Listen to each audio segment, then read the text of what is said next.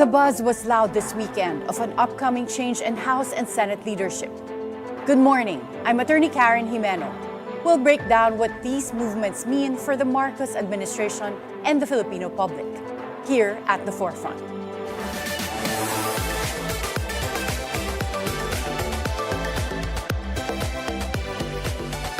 The buzz started with the official statement coming from the Executive Secretary Lucas Bersamin regarding certain members of the House of Representatives attempting to shift the blame onto the executive branch.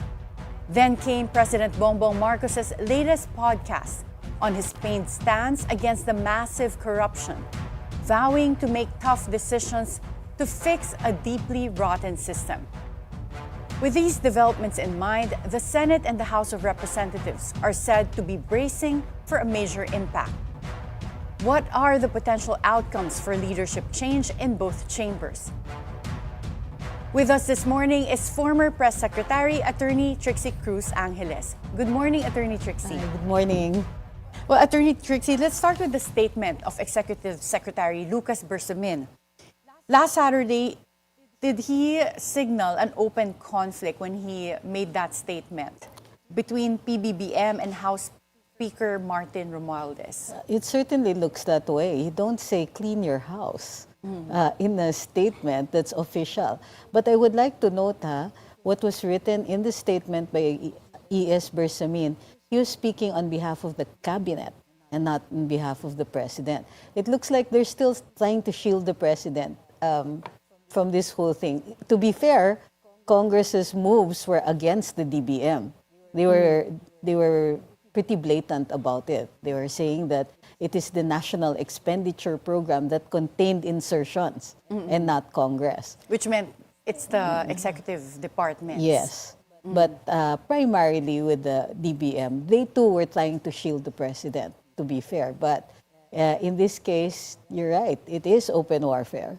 And is it fair to be shielding the president? Wala ba talagang kinalaman ang president sa National Expenditure Program? But he signs it. So that's impossible. I think they're really just trying to shield him from direct communications, repercussions. More on the political arena rather than the legal one. Because obviously the president heads the executive. Besides, he was the one who opened this can of worms. And it is a can of worms. It's all over the place. Nobody predicted how big this was going to become, even the president himself. So.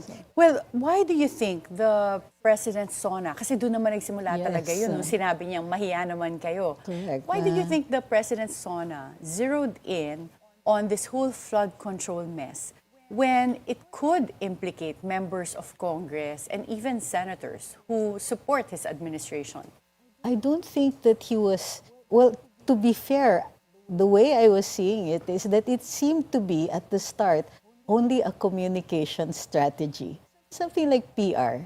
Something that was, you throw something to the people, you look good, and then you forget it later Well, on. kasi nga naman, na timing na grabe yung baha a week before his SONA. Mother Nature had other plans. So, it's a rerun, di ba? In 2024, he said, 5,500 flood control projects. Yes, it was one of the highlights of his SONA. Correct. And then, as people say, na-fact check siya. And then, it's happened again. So he goes after supposedly flood control projects, unaware of how big this actually is. It's cute, di ba? If you look at it, it's a soundbite. People will talk about it for a while. And then he thought they'd forget it. And that's it. It was purely SONA reasons. At least that's how it looked at the start. And then, when there was a response, I think they were saying, wow, okay, there's a good response. Let's roll with this. So he goes on a tour of Luzon, pointing to empty spaces and calling them ghost projects. But you forget the internet. Why? What does the internet say pag nag-iikot si Presidente? Well, it isn't so much that. It's that people research now. So people respond, and they respond now that so many things are online. They respond with information. People go around and start digging, and digging they did. So the way I see it, they were still trying to roll with it.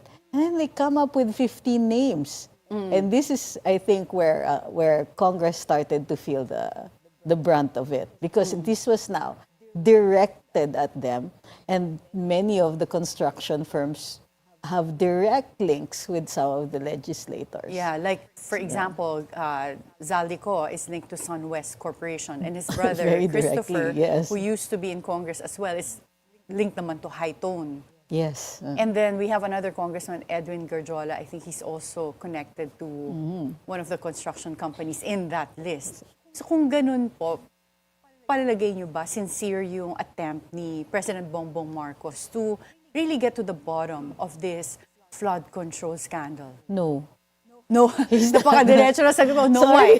why? I will not sugarcoat this. Look, if you are really after the people who are behind this, if you're after the leaks in your government, you should have stayed quiet, ordered an investigation, gathered your evidence, and then on the date of your filing, make the announcement. We're going after these grafters, these corrupt people. We're asking for watch list orders, and as soon as the cases are with the court, we're asking for whole departure orders. We've ordered an investigation by AMNA to look into these accounts. There's nothing like that. He's just there posing in front of the cameras, thinking this is just another PR stunt. But it's not. Well, it's gotten out of control kasi people are really asking for accountability. And Yes. so far, what we've been seeing in the past Senate and House hearings are just contractors and low-level DPWH officials. Pero palagay mo ba mapipigil pa nila na umabot to sa members of Congress and Senate, yung kung may involvement? Not with the rising anger. The public temperature is really, it's getting also out of hand. I'm looking at disparate groups that are all saying the same thing. People who would rather, who wouldn't for the life of them stand shoulder to shoulder with people of a different political persuasion. But they're all saying the same thing. So now, Which is what? What are they saying now? Well, they're demanding accountability and they're naming names. So if the president just continues to treat this as a PR stunt, as a communication strategy, he's in for a rude awakening. And my feeling is that he isn't quite aware yet of how bad this is turning out. At the same time, his allies, well, they're no slouches either. Congressman Toby has been busy, and he has been effective and articulate. He has taken aim at the heart of the leadership of Congress. And Which is the they're Senate. Leading. The Speaker of the yes. House.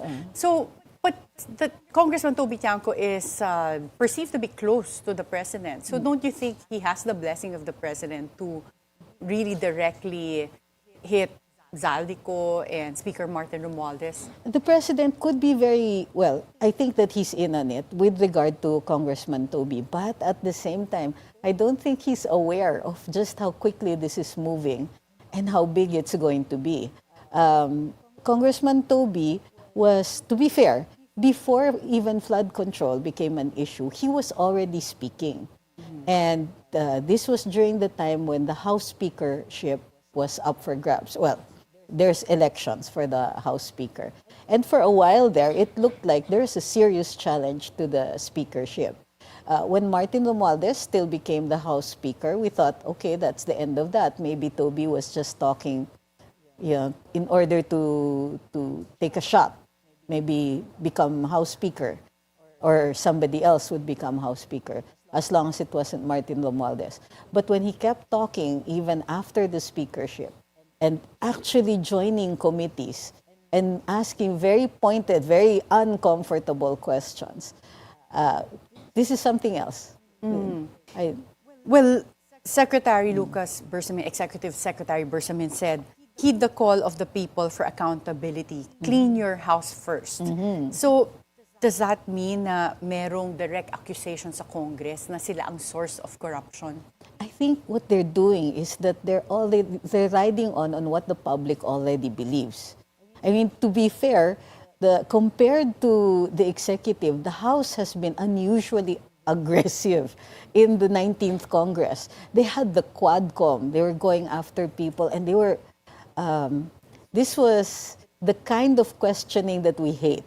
Yeah, they were really set out to make themselves look like villains, or were unaware of how villainous they looked. You know, even dragging vloggers. Sorry for personal interest, but you know they brought they had in the fake news hearing. Yes. Yeah. And then PRD, a beloved ex-president, they brought him to Congress. They weren't exactly rude, but they weren't exactly polite either. They plotted out that canard, Sonny Trillanes, to ask questions in a manner not befitting any respect to a former president, to a former head of state. So if we were to look at it, compared to Congress, the Malacanang still enjoys some kind of, well, shield, so to speak, from as compared to congressmen. Congressmen are blatantly being called thieves, being called awful names on And just online. last Friday, may Yes. protest sa labas ng Congress. Yes. Kung saan mga tao binabato ng lupa at talagang sumisigaw dun sa labas ng batasan. So, Yes. with the current investigations, lumalabas na rin yung pangalan ni Congressman Zaldico, the former chairman of the Committee on Appropriations, na kilalang malapit kay Speaker Martin Romualdez. Yes. But even when I was reading comments through TikTok, meron talaga ang minimension doon. Nasa na si Martin, si Speaker Martin, at si Zaldico. So, do you think at any point mapapatawag si Congressman Zaldico and Speaker Martin Romualdez in relation to the investigations sa I'm flood pretty control? sure they're going to try to avoid that. Well, Congressman Zaldi has been not only suspiciously quiet, but he has been abroad. As a congressman, even before, he was always present. He was always, his presence was very evident and felt in Congress. Now, the silence is staggering. Plus, he did provide some kind of leadership.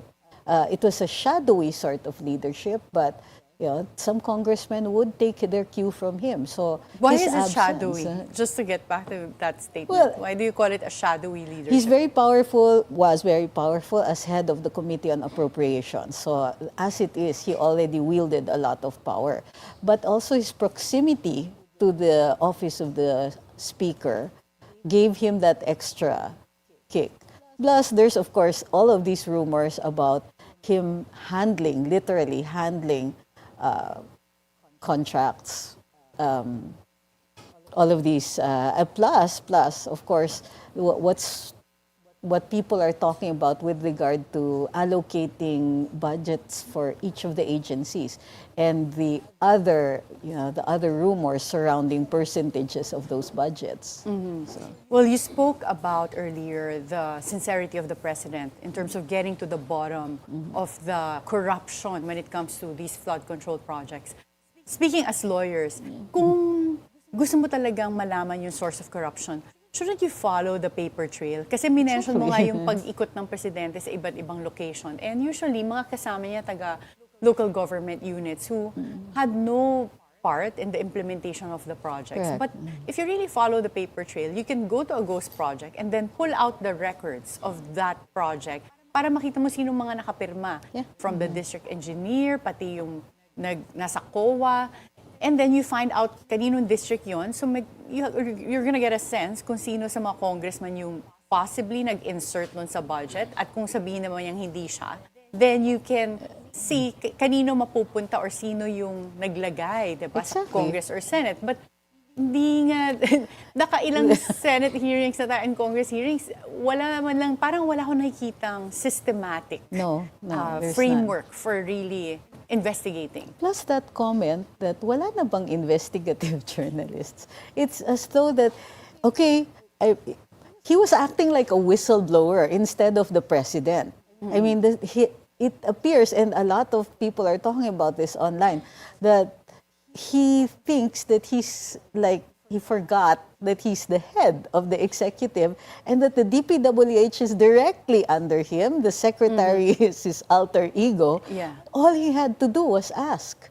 All he had to do, or if he didn't trust his own people, he has the intel agencies, he has investigative bodies. All of these are people he can just call up at any time, day or night. They will answer the phone and they will start an investigation. This was underscored yesterday when the NBI director had to say he was initiating a motu proprio investigation, meaning there was no complaint and the president didn't order him to investigate. So pwedeng gawin ng executive dapat. He should have. He should have. He should have been on top of this. You found this out. You have the knowledge of this. Go. What are you doing? So, no sincerity here. Either no insincerity or the inability to understand what it takes to be a leader. At least the president. Well, if the president forms an independent commission, do you think that would show sincerity? But before you answer that question, let's take a short break. At the Forefront, we'll be right back.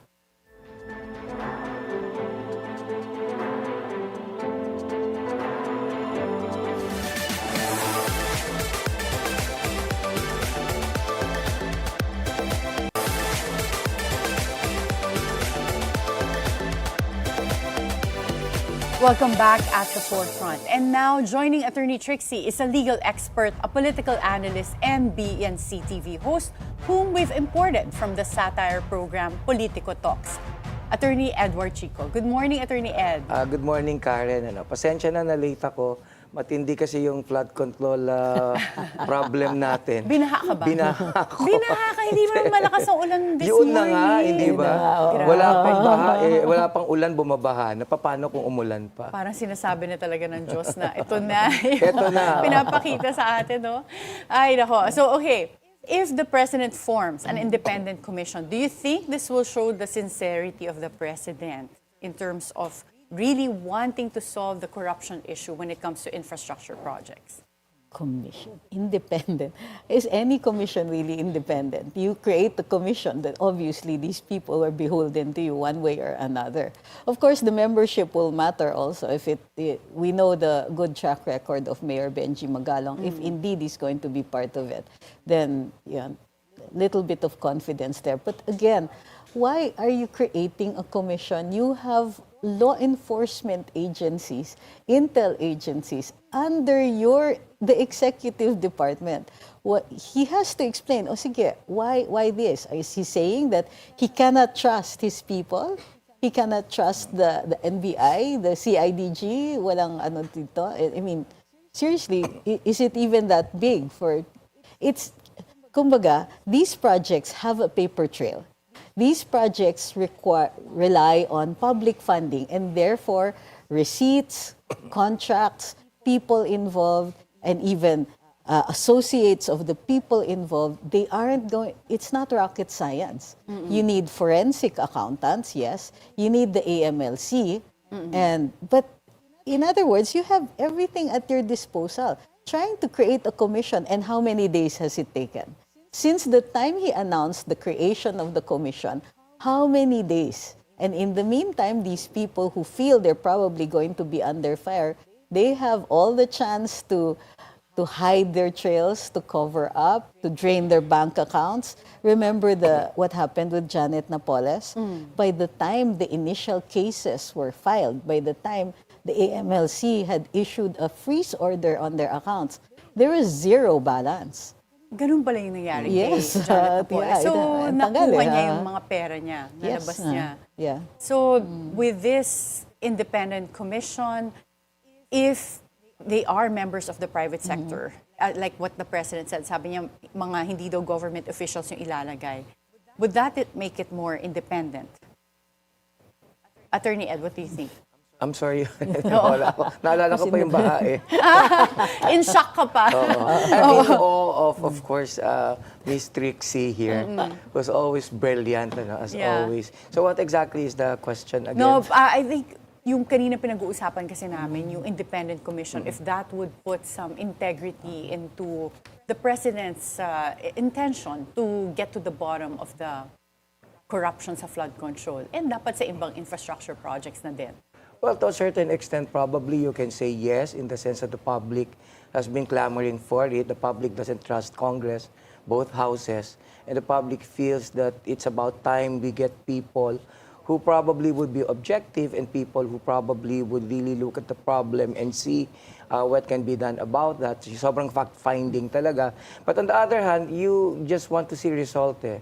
I'm not really so sure if the President really wanted to do this because you have to understand, in his third SONA, he was even gloating about the more than 5,500 flood control projects that the government has initiated at that time. And in fact, he was even saying that he would come up with large projects to complement that within the next 13 years. But the problem was, subsequently, eto na nga, nagkaroon ng mga problema. And ang pagtatanong ng taong bayan, nasaan na yung flood control projects mo?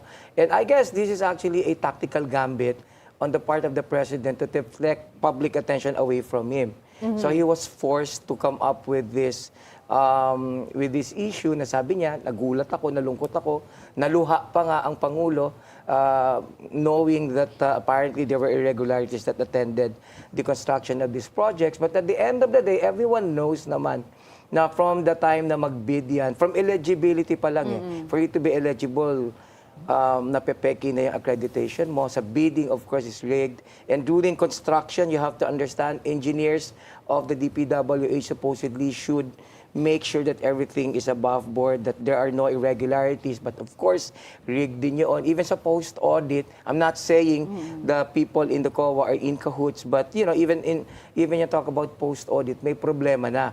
But there has to be someone in cahoots kasi paano nakakalusot yung post-project? Yeah, but the problem is, if you simply want to go after the contractors, it would be easy to do that. If you want to go after public officials in the DPWH, it would be easy to establish that. But the thing is, how can we actually hold liable certain significant people na yung publiko, sinususpect nila na may kinalaman? You have to understand, if a senator or congressman would get this commission, wala namang talagang paper trail yan.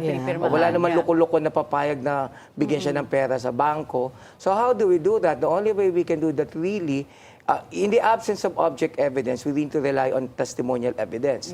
But who are these people? These are witnesses supposedly who should have personal knowledge about the issue. Even yung paglalagay ng commission na yan, sino yun? So that should be the contractors, ano? But if you look at the rhythm of the Senate, I mean of both houses right now, it seems that they would zero in on the contractors, and it seems to me that they really do not have any intention of ferreting out the truth further. Napapa-English ako dito kasi ma'am, ikaw naman kasi English ka ng English. Pwede ba tayo magtagalog? Sige, pwede na. Sige, walang problema, magtatagalog. But seriously, as I said, I really don't know if the President from the get-go, if the intention really is to do this. I think, as I said, it's just his way out because apparently he's been receiving criticisms left and right. Kasi napahiya siya. And remember, his distractors, here and there, they were actually trying to insinuate about the irregularities in these projects. And I think naisip ng Presidente, it's a good PR gimmick, ano? And, but at the end of the day, you have to give him the benefit of the doubt. If he can really pull this off, if he can really hold accountable everyone, meaning everyone, including people from Congress, then that could be a good thing. That could be his lasting legacy. But I don't know whether or not he'd be able to do that. No president has ever done that yet. Yeah, and to what extent do you think he's willing to let this really roll out as an investigation pag ma-implicate mga kamag-anak niya like Speaker Martin Romualdez, who's his cousin, or even his own son, Sandro Marcos, who's in Congress? So yun nga yung problema dito eh. Yun yung magiging sukatan nito.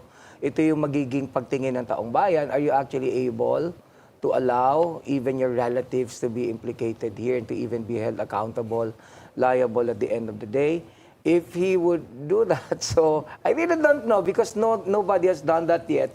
You have to understand that this problem is systemic. It's not like it's there overnight. You know, for the longest time, we already know that this has been going on. But the problem is no president so far has done, has really gone out of his way to holding people really liable. So kaya niya nga bang, kaya niya bang tanggapin na yung speaker, halimbawa, ay madadamay? You look at Zaldico, for example. Definitely, he is connected to the president. But right now, he's in the U.S. Apparently, he's sick. Siyempre, gagaling siya pagkatapos ng investigasyon. Ganun naman yan eh. Ang leading cause kasi ng sakit ng mga politiko, investigasyon. Pag wala na investigasyon, biglang gumagaling miraculously. But really, this would be his lasting legacy. This is something he can gloat about years after his term as president. Pero hindi ko lang alam kung kaya niya talagang gawin yan. But if he could, napakaganda. Well, considering everything going on, at isa sa mga pinagmulan nito ay yung 2025 budget and the prior years na budget din. Apparently, yung mga pinakamalaking insertions in our history were in the prior budgets even before 2025. Do you think this could trigger a leadership change in both the House and Senate? Well, I'm sure it will. Well, it will apply at least. There will be, but they're forced to. They're forced to. But may I just insert? Sorry to use the word, but if the president, hot word, so if the president were really sincere, Attorney Chico was talking about the need for testimonial and object evidence, but there are laws. What we have not been using, and this will be the gauge of sincerity, are the forfeiture laws. We have a 1959 law that has never been used, but appears on paper, no, it would be effective. Why doesn't he try it out on one? Sampulan, kumbaga, yung isang kongresista dyan, and try for a forfeiture case. The law is very clear when your income, your assets, when your assets exceed that which you could have earned while a public official, then the excess will be subject to forfeiture. It's not a criminal case strictly in this sense, but you can go after the excess. Who do you think are potential na masasampulan? There's a significant increase in the net worth of Congressman Dong Gonzales, Manix Delipe, Edwin Garjola from 2022 to 2025. Yes, so those are obvious candidates, but let's also go after the Nepo babies' dads. Diba? Yung mga nakikita natin na nag-post na. Yeah, yung mga, I mean, you did ask for it, but the only ATMs, yung mga ganyan. So these are the obvious candidates for the forfeiture laws.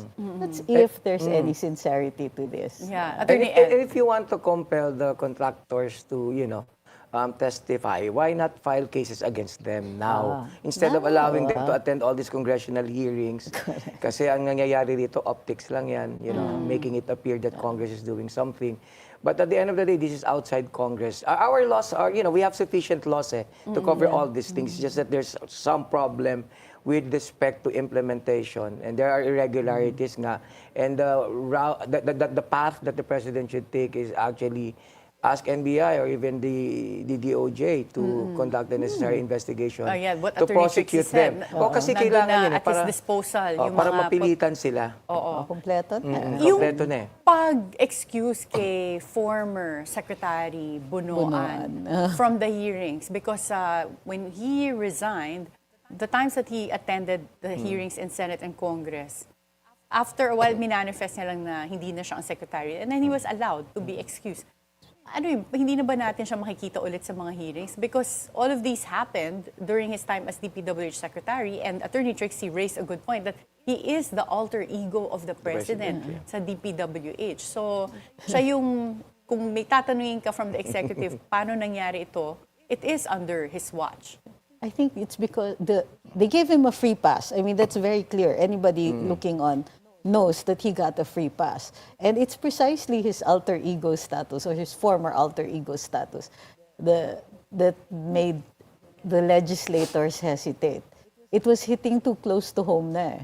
Sa home being Malacanang. Palagay niyo ba may kinalaman yung Malacanang or ang presidente dun sa flood control? Kahit paano may nakuha sila? Ganun ba yung, when you say it's hitting close to home? Well, at the very least, negligence. You are the president, this person is acting on your behalf, hindi ka aware sa mga ganito. And come on, he's been in politics for too long to not know, to not understand how all of this works. He comes from a political dynasty, for crying out loud, diba? So imposible hindi niya alam. So at the very least, having prior knowledge and all of this happening under his watch. Attorney Ed, ba't ka natatawa? Hindi. Medyo natatawa lang ako kasi you have to understand, yung plenary yung scope ng kapangyarihan ng Kongreso. So meaning they can actually ask anyone to testify. Ano? In the case of Bunoan, although he's no longer the secretary, he can still testify as regards things that transpired during his term, during his tenure. Ano? I really do not understand why Marcoleta, for example, decided to allow him to leave committee hearing, because when he was there, he could still testify, not necessarily he's still as the under oath, representative of the DPWH, but as someone who was not necessarily again privy about all these irregularities, but someone who was there, Congress. He was the one defending the budget. The senators could have past budget nila ng DPWH. Exactly. So pwede naman siya tanungin person, diba? Resource person siya nagpapakulong nga sila bakit naman ito?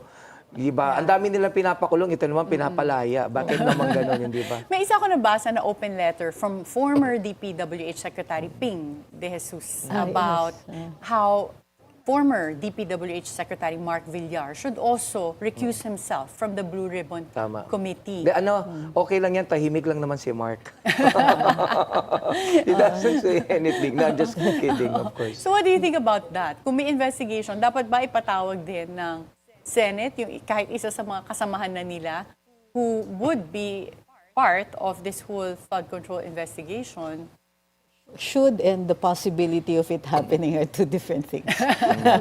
It's like calling congressmen to the Senate. That in theory it could work, but they will cite intra-parliamentary courtesy and say, we don't do that to you, don't do that to us. So, and they would like to think of themselves as equals and therefore cannot be compelled. So it doesn't happen. Only Marcoleta, as a congressman, when called to the Senate, he was the only one who showed up. I forget which one it was, but for what he did investigation? he did show up. So, to your point, Attorney Trixie, kailangan talaga dito yung mga investigative powers na lang ng government gamitin na hindi from Senate or House. Congressman Toby Tiangco, Albi Benitez, and Duke Frasco, who call themselves as an independent bloc, used to be allies of the president, are still allies of the president. Pero allies of the president, not of the pero speaker. Dati magkakasama sila with Speaker Martin Romualdez. So, where do you think is this gonna go? Do you think meron pa rin dyan ongoing power struggle I sa think House? it's indicative of a rift at the very least. But look, they're cousins. No matter what, they can fight. My point is that they can fight and they know they're not going to, walang sulian ng kandila dito, they have blood ties. So they can afford, getting miffed at each other. It's not going to be a bloodbath. Di ba bang pwede sulian ng komisyon? Allegedly. Yeah, something like that. But, kumbaga, there could be family feuds, but not one that's going to result in anything major. But there is a rift, and people are taking Obviously. sides. So, Well, kanina, Attorney Trixie, you were very confident when I asked, magkakaroon ba ng change ng leadership sa House and Senate? And you said, yes. Sino sa palagay ninyo, Attorney Ed, ang strong candidate for becoming the next House Speaker? Well, depende, no? Kasi yung safest. Alam mo, I've worked in the Senate for quite a long period of time. Ang nagpaaral sa akin si Senator Miriam sa law school. Pinaaral ka niya sa law school, si Senator Miriam. Pero dahil sinisweldohan niya ako. Naging I used staff to ka work pala for her. ni Senator Miriam. Yes, and I remember in the Senate kasi everything they're very ambivalent about things. So for example, today, it's supposedly Attorney Trixie here who should be the Senate President. And few hours before, before the session, you'd be surprised that she'd be replaced by someone else. That's true. So everything is ambivalent in the Senate, and I could also say the same thing about the House of Representatives. So we really don't know, but at the end of the day, it's got to be someone who's actually willing. And the operative word is willing. Willing. Yung papayag. Na, Sa Senate to. Sa Senate. And You're even in talking the about House of Representatives, papayag siya siyempre. May hilig pumasok sa mga concessions.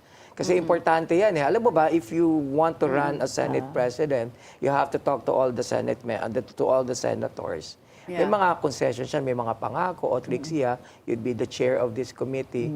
So may power struggle naman dyan palagi. Hindi naman nawawala yun eh. Yeah. Well, Attorney Trixie, let's go back to the House. Sino naman sa palagay mo ang possible contenders for the House leadership? Well, of course, there are names that are surfacing on the grapevine. Congressman Albi Benitez is one. Dati pa yan. Before mag-open yung 28th before, Congress, yes. lumutang na rin yung pangalan niya. Remember, the contenders were Duke Frasco and Congressman Albi. But Congressman Tiangco refused to be considered. I understand he still refuses to do so now. He says that his fiscalizing is done in the nature of that, not to set himself up to be House Speaker. At least that's what's on the grapevine right now. So it looks like the strongest contender would still be Congressman Benitez, who has strong ties with the First Lady. That's if, of course, as we know, everything is dynamic right now, everything is in flux. We understand that meetings are currently being held and huddles wow, are ganun being ba? done. Yes, right now. It was an exciting weekend for the grapevine. For the grapevine. So, kung malapit si Congressman Albi Benitez kay First Lady, how will that change the dynamic of the executive? Well, even if the First Lady is not part of the executive, we know that according to the grapevine, siya daw yung malakas din ang say sa mga appointments. So, do you think that would affect the dynamic with Congress? I think definitely. Yeah. It will be felt. There's a hugely different management style. If you will look, there's a very short period, for instance, when Vic Rodriguez was Executive Secretary, to how things were managed, to post-Vic, which we know as, that E.S. Bersamin is a little more passive. So we know that the First Lady, seems to have had more say now and continues to do so. And major appointments need her imprimatur, or need at least, for if not her neutrality, her outright endorsement. Well, so we're going to see that in the House. Oh, interesting. And Attorney Ed Sandro Marcos, who's now Majority Floor Leader, yung name niya is also being floated as a potential speaker. Do you think that's a possibility? Yeah, I think it would leave a bad taste in the mouth, considering that he is the son of the president. But I also would not be surprised if ever he would be the next speaker. But ultimately, I guess it wouldn't make sense if he would be the one. Ganyan kasi yung paglalaro dyan eh. Constantly you're always conscious about public opinion. So a lot of the things that these people would do would be based on how the public would react. And there's a study, interestingly, in UP that says Filipinos are actually very reactive. They are usually driven by their emotions. They hardly have any Especially in understanding of politics, issues. yes. And of course, our politics is personality-based. So madaling laruin madaling laruin yung taong bayan. Look at what the president did, diba? Initially nga, there were issues about these flood control projects, and initially a lot of his detractors would want to go after him, and he was able to flip the narrative by coming up with this investigation. So at the end of the day, I guess everything would depend on how the public would react. And So as sinong, regards, go ahead. well, as regards, of course, the son, I guess it wouldn't make sense. But Albi kasi yun yung mga kwento-kwento, it would make better sense for both, no? Lalo na kay First Lady, malaking bagay yun. Kumbaga, pero syempre, hindi pa tayo sigurado. Parang ano lang yan parang yung negosyo ni Congressman Albi, parang bingo lang, hindi pa natin alam kung ano yung mabubunot or mabobola.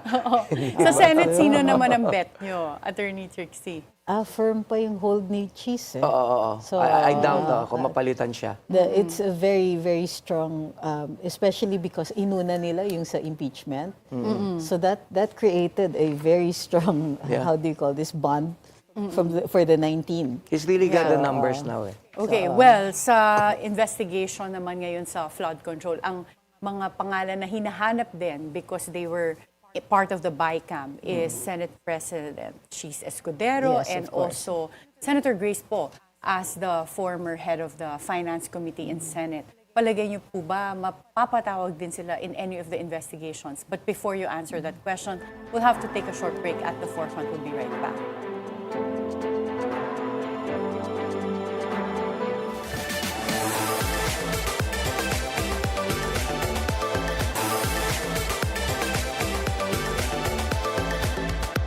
Welcome back at the forefront.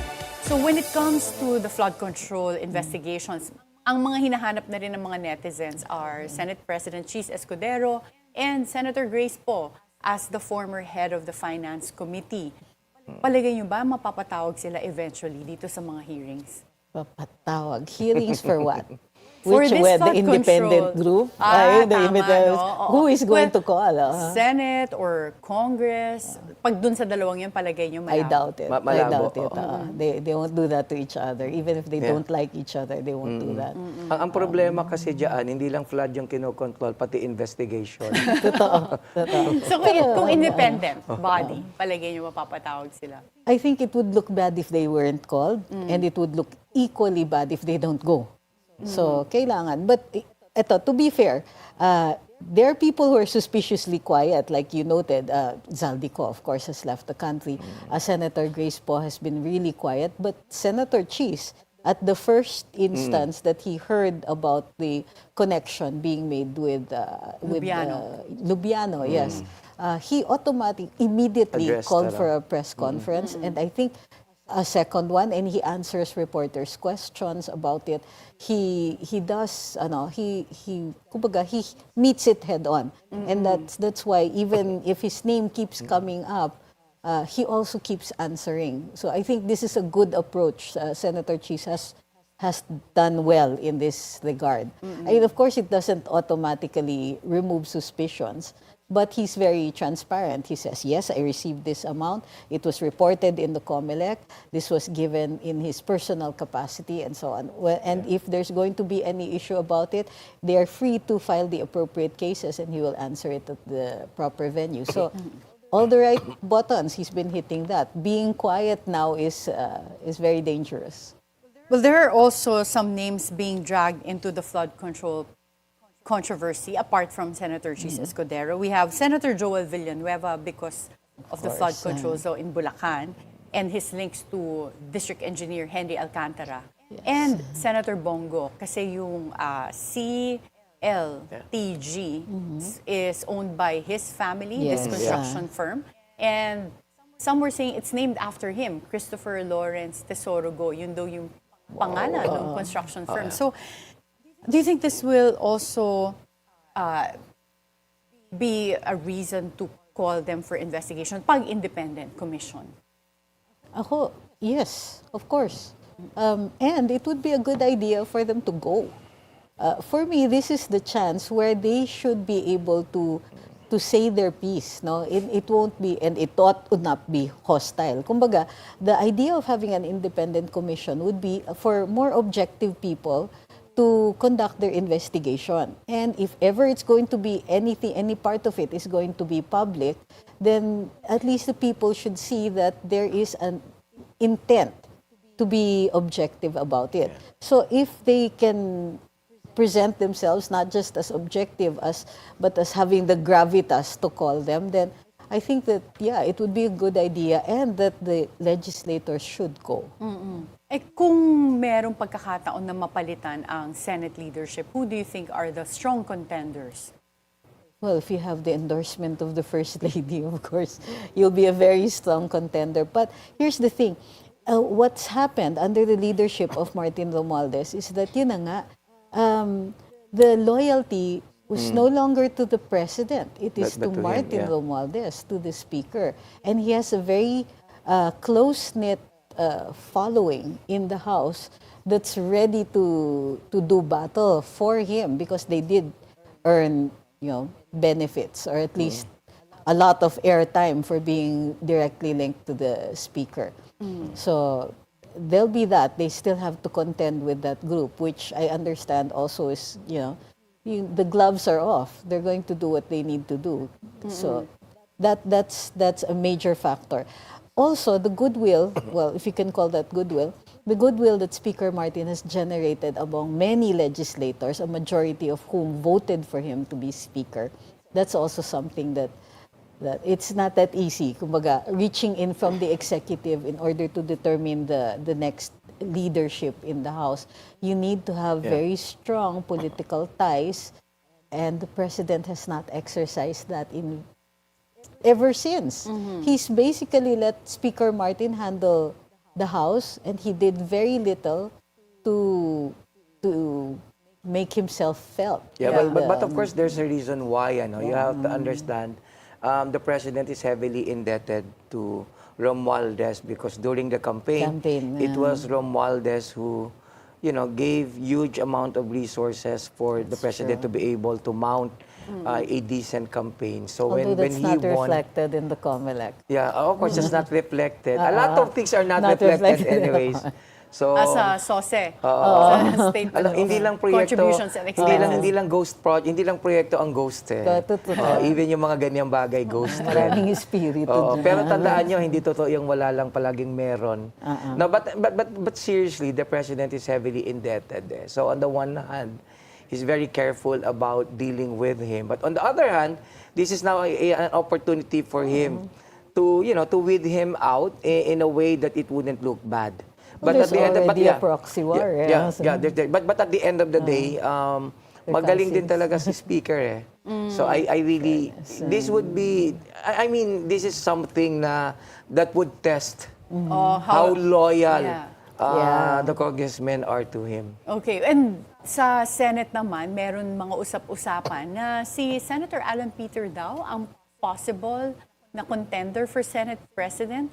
How did that happen? I mean, he is part of the majority, but he's not known for being an all-out supporter of President Bongbong Marcos. Well, at least historically kasi, when you talk about the House of Representatives, normally, everything is dependent on the President. Like if the President gives his blessing, then as a matter of course, you become the Speaker. But in the Senate, they're much more independent. Considering the unique nature of the Senate. So they're much more independent. So even if Senator Cayetano, for example, doesn't enjoy the support of the President, at the end of the day, if he's got the numbers, then potentially he could be. Because historically, we've seen Senate presidents who were installed as such without the blessing of the President. So pwede naman yun. But right now kasi, the way I see it, di ba si Chise? Stable stable yung Senate. Kumbaga, compared to the House. stable So you feel that... Pinagtataasan lang ng kilay ni Chis yan right now. So, yun talaga. Pag mataas na yung kilay niya lately eh, no? So, paligay nyo, at least yung support ng Senate for Senate President Chis is solid. Parang mas stable siya So than, far. For now. than how. So far, for now. Bakit for now? May caveat. Anything can happen. Anything Yes, can happen. One wrong move and you're out. Pero closed ba si SP Chis kay First Lady and the President? Kasi magkakaiba yung views on that. Akala ng mga ibang tao, may falling out between them because of what happened in the way the impeachment was handled by the Senate under SP Chis. What is your inside info or yung naririnig niyo from the It's like grapevine? this. Si Miss Trixie kasi mas chismosa sa akin. Ano ba ang marites? I think that what Senator Chis was doing was balancing the interests of the present with the interests of the future.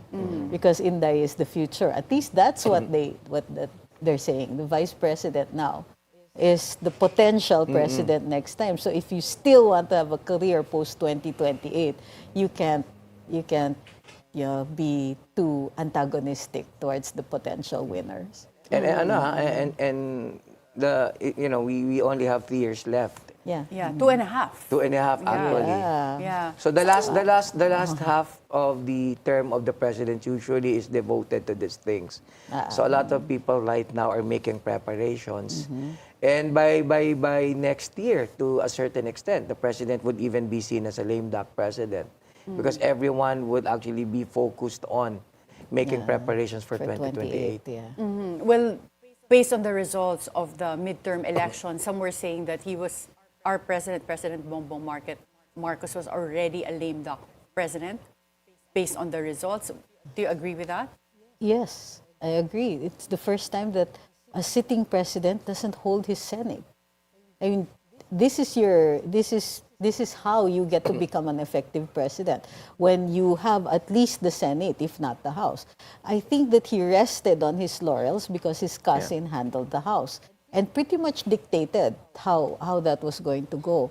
Unfortunately, there are a lot of lapses. The president's legislative agenda, a majority of which he has not been able to fulfill. The mining laws, for instance, the projects on nickel, which was something that he personally espoused prior to the campaign and during the campaign. He even has a podcast about upgrading nickel mining, preventing stopping or at least a moratorium on export of nickel ore. That's already been defeated in the, I think, in the Senate. But didn't he just sign a new law relating to mining just last week? And no more, the provision to for a moratorium on the export of nickel ore has been taken out of that law. So, and this is the heart of it. If he wanted to create an industry here, he wanted to encourage battery making for unnecessary for solar energy, to prevent the exports kasi ang mura nga pag ine-export natin yung ore. He wanted the refining to be done here to create more jobs and create a bigger industry here. That's not going to happen because it got defeated na. Let's go back to the issue of flood control kasi today magkakaroon na naman ng hearing ang Blue Ribbon Committee sa Senate. Pero madami pa yan and then the people would move on if there's another controversy. Palagay nyo mamamatay itong issue na to Ganun without naman tayo. anyone So every accountable? issue usually dies a natural death. If there's another issue, the public would focus on. As I said, we're very reactive. We're driven by emotions. We're influenced by emotions. So yung sabong palagay mo, yung sabong issue, yung sabongeros, nakalimutan na ba Look yan? at it this way. Last month, we were just talking about the impeachment. We were just criticizing the Supreme Court about the decision that was rendered even by Justice Leon. And who would have thought that right now, a lot of people would no longer talk about it, and we're now focusing on this issue on flood control projects. So it presupposes that everything Pero ito kasi, can change. Katulad ikaw, Attorney Ed, papunta dito, binaha ka na naman this morning. Palagay mo, makakalimutan to kung lagi pa tayong binabaha. Every time it rains, it will be brought up. Oo. Parang pagmamahal yan hindi mo nalilimutan, pero kung minsan may pagpapatawad, o kaya minsan pinagbibigyan mo na lang. Ang problema kasi sa Pilipinas, parang kagaya ng pag-ibig, para siyang padating na bagyo. Ang mga issue, kahit may pag-asa, hindi ka pa rin sigurado. So, I guess. Layo. Gusto ko na mag-joke. Ako napapaisip ako sa words of wisdom mo. But seriously, people are actually reactive by nature, and particularly Filipinos, because historically you see how we can move on from certain issues that supposedly should have been threshed out, but that's how we react to things. Yun yung problema. Well, and I would not be surprised if next month there's going to be another issue that we would be zeroing in on. Oo. I think it's unless it's really something big like yung nangyari rin sa SAF 44, it ended up getting like a commission, an independent investigative commission as well. And it led to the Mama Sapano report that actually implicated then President Aquino, even if he created the commission. So ngayon with this, thinking of yung kay Napoles, just fearless forecast, may mga nakulong na senators dati. Palagay nyo ba may makukulong na government official or congressman or senator dito sa flood control scandal? Just briefly. I don't have any high hopes for it. Ang tagal eh. Ang tagal ng galaw eh.